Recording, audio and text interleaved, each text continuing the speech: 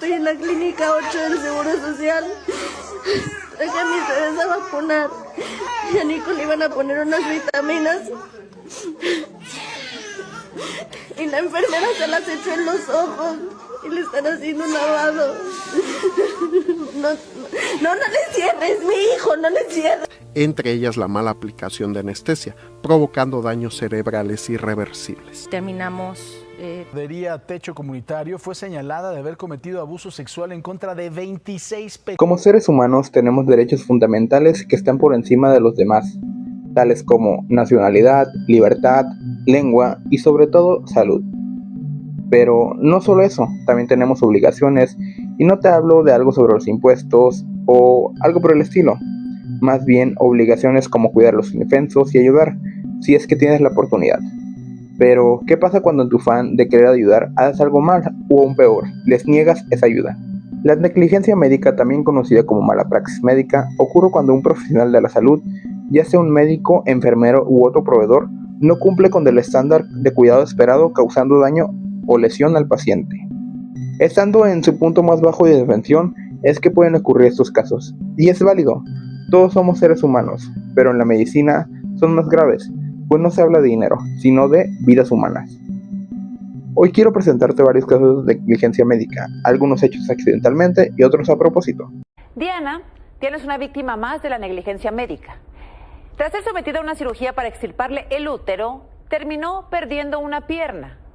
Las unidades de salud en México son catalogadas por la misma población como ineficientes, pobres y sobre todo malas, pues al tener pocos recursos destinados por parte del gobierno y la densa población no llegan a tener esa calidad que de verdad deberían tener. Tras ser sometida a una cirugía para extirparle el útero, perdió una pierna, pues el doctor que le atendió en el Hospital de la Mujer de la Ciudad de México olvidó reconectar una arteria. Diana acudió al hospital en busca de una solución médica para mejorar su salud. Fue sometida a una cirugía para extirparle el útero, un procedimiento que, aunque delicado, suele ser considerado rutinario en manos de un profesional. Sin embargo, lo que debía ser el inicio de una recuperación se convirtió en una pesadilla. A causa de una presunta negligencia médica durante o después de la intervención, Diana sufrió complicaciones tan graves que derivaron en la amputación de una pierna. Lo que comenzó como una operación ginecológica terminó marcando su vida de manera irreversible. No solo física, sino también emocional y psicológica. Cuando salí de la cirugía me empecé a sentir yo muy mal de mi pierna. Empecé con un hormigueo, dolor y presión en la pierna y no me paraba. Entonces yo lo comenté a las enfermeras. Mi piel ya empezaba a cambiar de color desde la noche. Los dedos ya estaban verdes.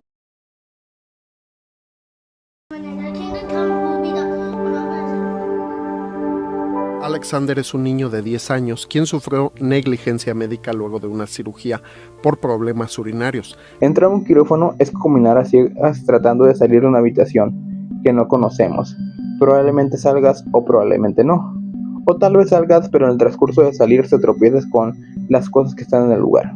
El pequeño Alexander, de 10 años, fue internado por problemas urinarios, tras ser diagnosticado por 3 doctores, llegando a la conclusión de la circuncisión, y posteriormente sometido a cirugías en este proceso que, tras una mala aplicación de la anestesia, desembocando en un daño cerebral irreversible. Alexander sufrió 3 paros cardíacos desde entonces, y ahora en el año actual ha sido sometido a varias operaciones con las cuales no le han ayudado en nada, pues no puede moverse con libertad ni hablar, provocando daños cerebrales irreversibles. Terminamos hablando ya de la circuncisión por recomendación de los 3 médicos que lo habían visto. Alexander sufrió 3 paros cardíacos, una hipoxia cerebral y a 2 años de la... En Chiapas, una mujer denunció ser víctima de violencia obstétrica por gritar durante su labor de parto mientras era... Como anteriormente te comenté, como seres humanos tenemos derechos, y que se nos nieguen estos es ilegal, pues atentan en contra de nuestra libertad y bienestar. Pero, ¿qué pasaría si lo hicieran por un tema de etnia o raza? En el año presente, para ser más específicos, este pasado 20 de junio en San Cristóbal de las Casas, Chiapas, en el Hospital Materno Infantil de nombre desconocido y tras ser registrada por recomendaciones médicas, así debiendo esperar para que la atendieran, con mucha sed es que empezó a caminar con su familia acompañada al parque Fray Bartolomé de las Casas a buscar algo de tomar y matar el tiempo. Es después de esto, y queriendo volver a ingresar a las instalaciones, asimismo negándole la entrada, es que la mujer comenzó labor de parto, donde fue socorrida por sus familiares, haciendo que transeúntes quienes la regresaron al hospital, donde finalmente dio a luz. Fueron los ciudadanos que por medio de la presión social exigieron la atención médica y consiguieron un lugar dentro de las instalaciones para que la mujer pudiera parir en condiciones óptimas. Posteriormente se reportó que tanto la madre como la bebé se encontraron a salvo. Los familiares denunciaron un trato desigual. Al reclamo se les unieron varios usuarios de las redes sociales y colectivos en defensa de los derechos humanos, ya que señalan que la violencia institucional y obstétrica. Hasta ahora solo estamos hablando de casos de verdad de negligencia médica, pero ¿qué tal si habría otros que son catalogados como algo más oscuro y perturbador? Siempre he considerado que en este mundo existen dos tipos de personas, las presas y los cazadores. Ya sea de una forma u otra, es como los considero, pues esperar el momento analizando su presa es como los miro dentro de mis ojos. Pero, ¿qué hay de esas presas que terminan siendo cazadores? Pues, como el meme del lobo vestido de oveja, en este mundo, si no existieran leyes, mucha gente haría lo que quiera. Pues ese instinto primitivo de satisfacer su más profundo deseo siempre está ahí. Algunos lo retraen más que otros, mientras que una parte cede. Bien, nos vamos ahora a Juárez, en donde una veintena de padres de familia están viviendo una historia de terror. Una maestra de la guardería Techo Comunitario fue señalada de haber cometido abuso sexual en contra de 26 pequeños. Comenzando del mes de mayo del año 2023, Ruth Escareño notó cambios alarmantes en el comportamiento de sus dos hijas, tras recogerla de la guardería Techo Comunitario, pues la niña mostraba angustias y crisis nocturnas, lo que llevó a Ruth a buscar ayuda médica, a lo cual el pediatra, angustiado, le sugirió a la madre informar a la fiscalía sobre posibles abusos. El 22 del mismo año, Ruth llevó a su hija a la fiscalía. Tras mencionar dolor en su área genital, la pequeña fue examinada por una médica legista, quien encontró signos de abuso, incluyendo desgarros en el área anal. Esto dejando como prueba posible abuso infantil a su hija. Durante los testimonios de Ruth, relata que un día su hija, al escuchar una canción de banda, le comentó que la maestra Noemí la ponía a escuchar esa música en su celular, haciéndolo validar a ella y a sus compañeros de manera sexy. Cuando Ruth le preguntó qué más hacía la maestra, su hija respondió con una sonrisa inocente que les tomaba fotos y video, comentándolo esto al Ministerio Público, el cual abrió una carpeta de investigación en contra de la maestra y descubriendo en el cateo de su hogar 4 celulares y 2 computadoras portátiles con contenido delicado. La denuncia de Ruth marcó el inicio de una serie de 26 casos de abusos que involucraron a la maestra y otros miembros del personal de la guardería Techo Comunitario.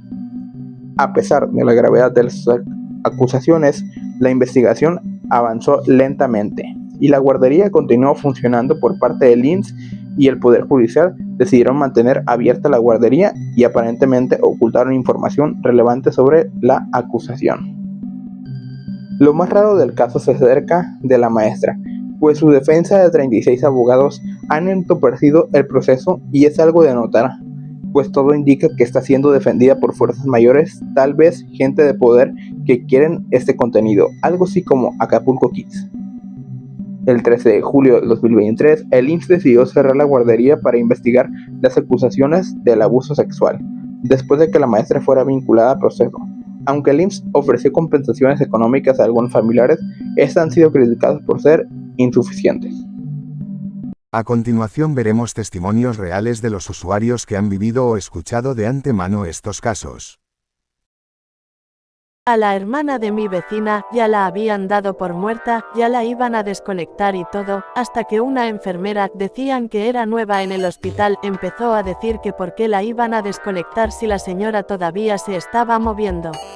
Dicen los familiares de la señora que hasta el doctor le dijo, SHHH, ahí enfrente de ellos y no les quedó de otra que seguir atendiendo a la señora.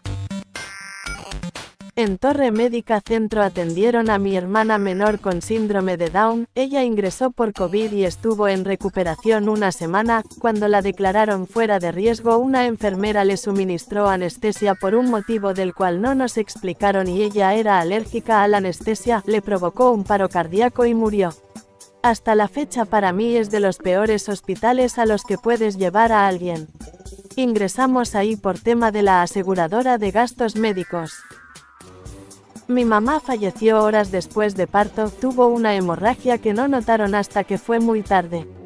Mi familia paterna siempre dijo que fue negligencia, pero mi familia materna decían que no lo fue. Sin embargo, soy enferma ahora y trabajo en piso maternal, y sé que las horas después de parto uno de los mayores riesgos es sangrado y es una cosa de la que más deberían estar al pendiente. A como lo cuenta mi familia que sucedió, platicando con más profesionales de la salud, llegamos a la conclusión que sí fue negligencia, pero es algo que jamás podré confirmar.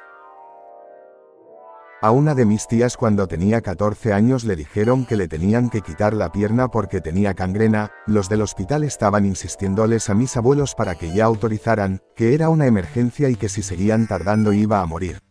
Mis abuelos estuvieron a nada de firmar, pero decidieron no hacerlo porque como era aún pequeña no les gustaba la forma en que iba a seguir viviendo. Decidieron decir que no y los doctores les dijeron que por su culpa se iba a morir, les dieron los papeles para firmar su salida y aún así tardaron para dejar a mi tía que se fuera, constantemente insistían en que autorizaran la operación. Durante los días que estuvieron esperando a que saliera, mis abuelos vieron que todas las personas que entraban a urgencias por cualquier cosa, les decían que les tenían que quitar la pierna. Mi tía solo se había caído de un caballo y tenía el moretón, se lo curaron con plantas después, al día de hoy ya tiene 40 años. Igual yo trabajo cerca de un hospital y hablando con un señor que vende dulces afuera, él ha escuchado que seguido llevan a chicos a hacer prácticas y cuando los dejan en guardia, es cuando doctores experimentan con los pacientes.